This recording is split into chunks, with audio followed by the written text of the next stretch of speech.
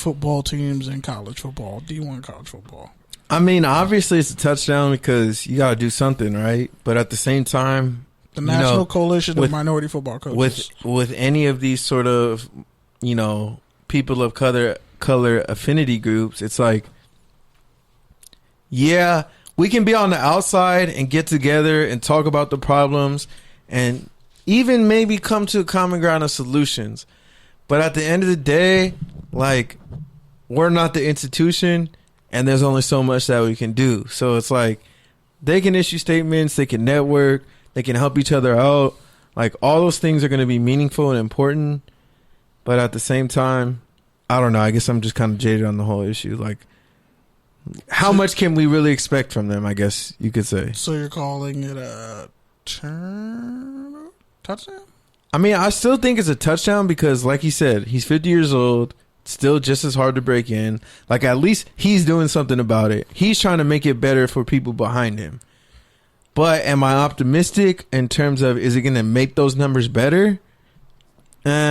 Probably not, because the same decision makers at GM, at front office, at owner are still going to uphold the same sort of cowardly, let me hire people who look like me versus, let me take a chance on this person who has a different life experience and look than I do.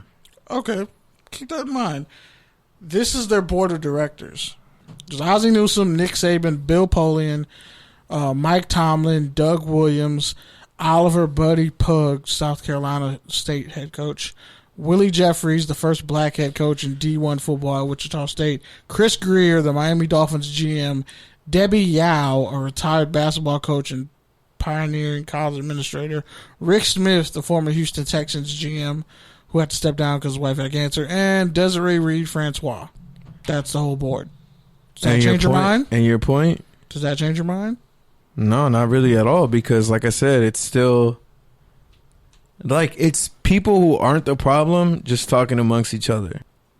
You know what I'm saying? And that's my issue with all sort of kind of affinity group. Yeah, it's great that we're doing something and it's great that we're acknowledging the problem and we're trying to do something about it. But at the same time, we're not the problem and we can only do so much to reverse the institutions. They also did a quarter black symposium, getting together black coaches and black QBs and all that. So, I mean, it's something. Yeah, definitely. It's better than the alternative. All right, man. So Josh Allen, Pat Mahomes want to settle a beef of who has the stronger arm. Is that a touchdown or a turnover? The fact that we're even comparing these two.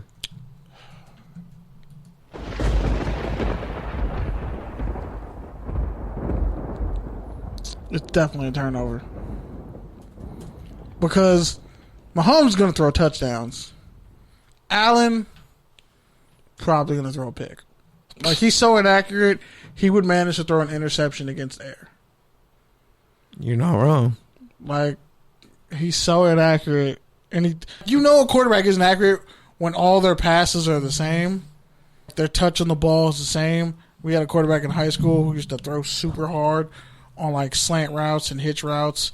Throw super hard on he put a little bit of air on a streak or, a 9 route, but it would just be like, dude, could you change up your touch on these passes? And honestly, I think the more accurate you are, the stronger your arm is. Because you can make your arm do whatever you want if you're incredibly accurate. So the more accurate you are, I would have to say the stronger your arm is. Because if you want to throw it over there, 80 yards in that direction, you're going to make sure it gets over there. If you're just going to wildly throw it 80 yards, it could end up anywhere. You could throw it and it could bounce back like another 10. So it's really like 70 yards. Like, accuracy is a strength, and it enhances your arm strength, in my opinion. I'm going to say it's a turnover only because everybody wants Josh Allen to be so good. And, yeah, like, he led his team to the playoffs, and he deserves some credit for that. And, yeah, he hasn't been the colossal bust that maybe even people on this podcast thought he would be. But he's nowhere near the caliber of the reigning Super Bowl MVP or league MVP and 2018 league MVP, Pat Mahomes, who's essentially doing things that no quarterback has ever done outside of Russell Wilson. If you're that one dude who sent me 3,000 DMs about Russell Wilson. But yeah, the point is, like I get it. You want to give Josh Allen something, but bro, Pat Mahomes is the best quarterback in the league, and even if he doesn't throw the ball as far as Josh Allen on a fucking knee, it doesn't matter. We all know who the better quarterback is. So why are we even talking about this shit? It's like, what? It's like Matthew Stafford versus Jamarcus Russell. Yeah, they both have lively arms, and Russell's freakishly athletic, but he can't hit the side of a barn. It's like having a versus with rappers who are just known for features. Like, bro, there's so much more to so music Ty Dolla catalog. Sign and Wale? No, that was a terrible example. I know, I'm joking. Yeah. Because Wale deserves Bring way back your better than basketball takes. that. Wale deserves better than Free that. your basketball takes. I was joking. I just like making fun of Wale in front of you. Touchdown or turnover, the 49ers signed Jordan Reed, and they're expected to also sign Deion Jordan. That's a turnover. Damn. Jordan has been a bust everywhere he's gone.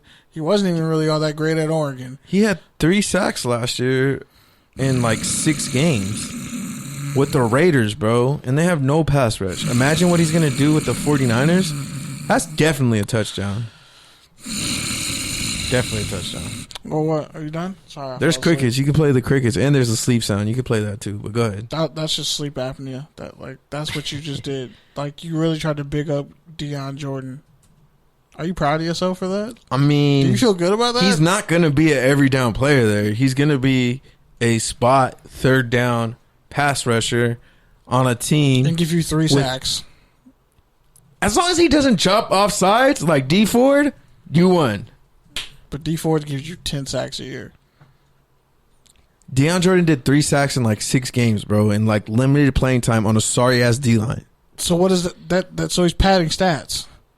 No, he's going to be like better. If you're a he's DB going to be better on interceptions on a really bad defense. Like it's not the same. Yeah, it is. No, if you're a DB and they have to throw, no, you get a bunch of chances at picks because your defense is trash, and you put up great numbers. That's different than having great play. But he didn't put up great numbers. He put up solid numbers for a backup. And yes, on a sorry ass team, and now he's going to be a backup on a much better team and a much better system and scheme. And so I say, why not? What is his history? And his support system is also in the Bay. Like the dude who mentored Marshawn Lynch is also the dude who kind of like resurrected his career.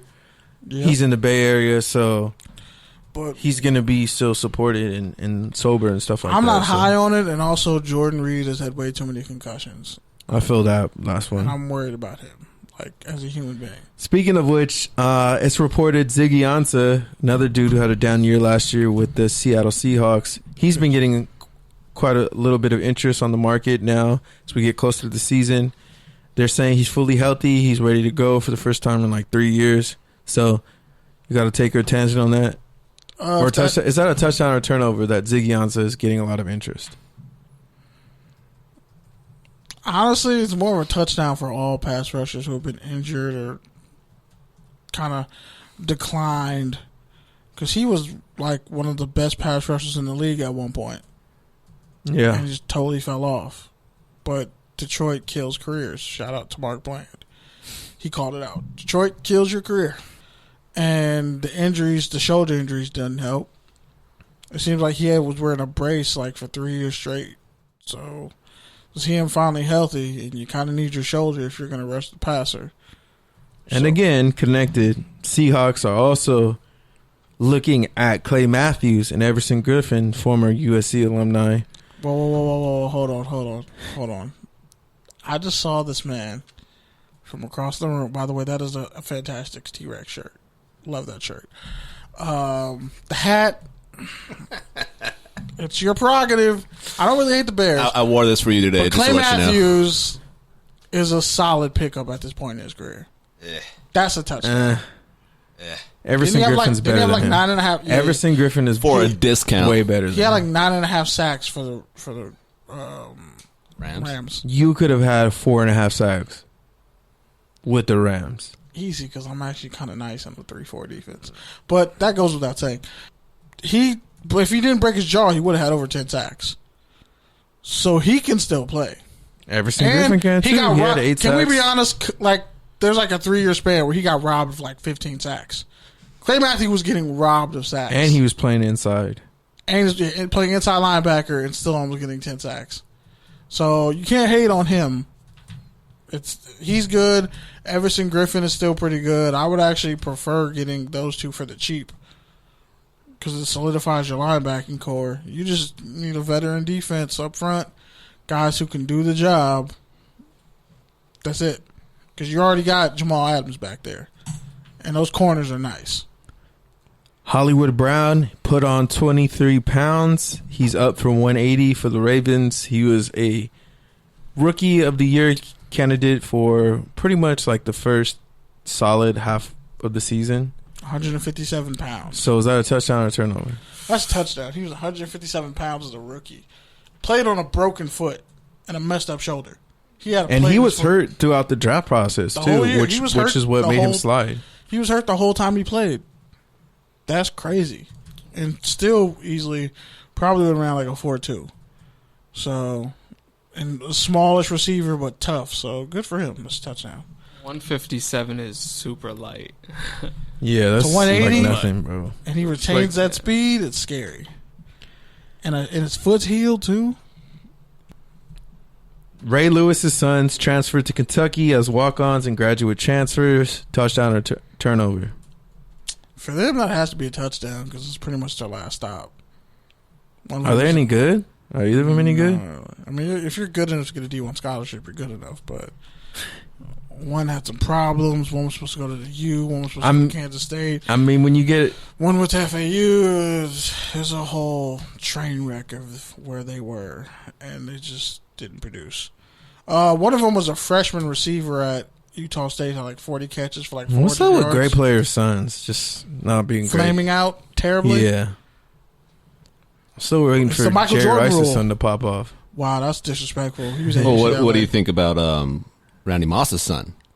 He should have got drafted, but he should also went back another year.